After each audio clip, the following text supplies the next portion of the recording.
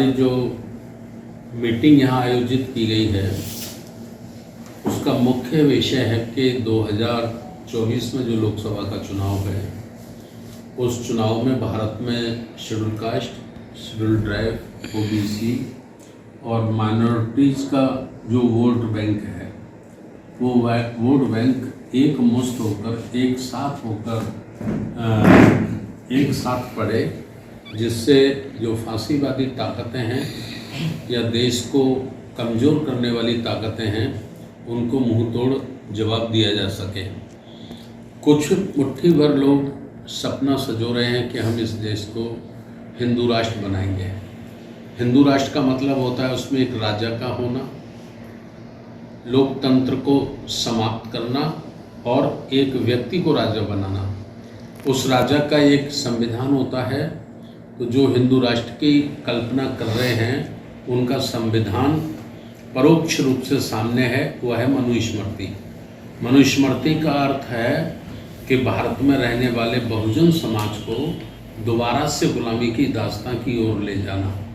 तो हम लोग ये कोशिश में हैं कि ये बहुजन समाज को इकट्ठा किया जाए, जागरूक किया जाए और ऐसी ताकतें जो देश के लोकतंत्र को ख़त्म करना चाहती हैं या संविधान को ख़त्म करना चाहती हैं या हमारे प्राचीन काल के भाईचारा को नफ़रत में बदलने की कोशिश कर रही हैं, भाई से भाई को लड़ाने की कोशिश कर रही हैं, ऐसी ताकतों को समाप्त किया जाए, उनको मुंह तोड़ जवाब दिया जाए। हम लोग ऐसी कोशिश में लगे हैं। बहुत अच्छी बात आपने कही। ये बताइए कि आप 24 की तैयारी कर रहे हैं, आप सब लोग मिलकर। आप किस विधानसभा से मंत्री रहे आप? मैं विधायक बोर्ड से रहा हूँ। विधायक बोर्ड से रहे हैं? उत्तर प्रदेश से। 2 बार। और हम समाज सेवा में काम करते रहते हैं। आप हमें पॉलिटिकल एक्टिविस्ट मान लीजिए या वो सोशल एक्टिविस्ट मान लीजिए, और समाज को पे बैक सोसाइटी के तौर पर हम काम कर रहे हैं। हम समाज ने बहुत कुछ दिया। 30 साल हम जज रहे और अपना काम किया, निष्ठा के साथ काम किया। और हमारा थिंकिंग ये रही कि हमेशा हमारा ये सोचना है कि हिंदुस्तान के अंदर जो ऑप्रेस क्लास है, जो हमारे शेड्यूल कास्ट भाई हैं, जो बैकवर्ड भाई हैं, जो दबे कुचले लोग हैं, उनको हिंदुस्तान के अंदर इक्वलिटी ऑफ अपॉर्चुनिटी, उनको पूरा मौका मिलना चाहिए आगे बढ़ने का। मजदूर के बेटे को मिल मालिक बनना है, इंडस्ट्री लगानी है और एक उसे डॉक्टर बनना है, फिर जज बनना है।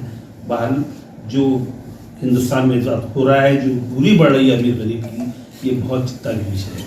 जैसा अभी हमारे साथी भारती जी बता रहे थे कि काशीराम जी ने क्या काम किया, लोगों को जगाया और बहुजन समाज के लोगों को साथ मिलकर चलने का एक रास्ता बताया, जो अब शायद कुछ रास्ता इस दौर में कमज़ोर हुआ है। इसलिए वो ताकतें, वो फोर्सेस सर उठा रही हैं जो हिंदुस्तान के अंदर प्राचीन वक्त में जुल्म करती थी, ज़्यादती करती थी और जुल्म करना अपना अधिकार समझती थी। इस हिंदुस्तान के कल्चरल इतिहास की जो कमी है वो ये है कि यहाँ के कल्चरल इतिहास में, जिसको हम संस्कृति कहते हैं, जिस पर हम गर्व करते हैं, उसमें बराबरी और इंसाफ की कोई जगह नहीं है।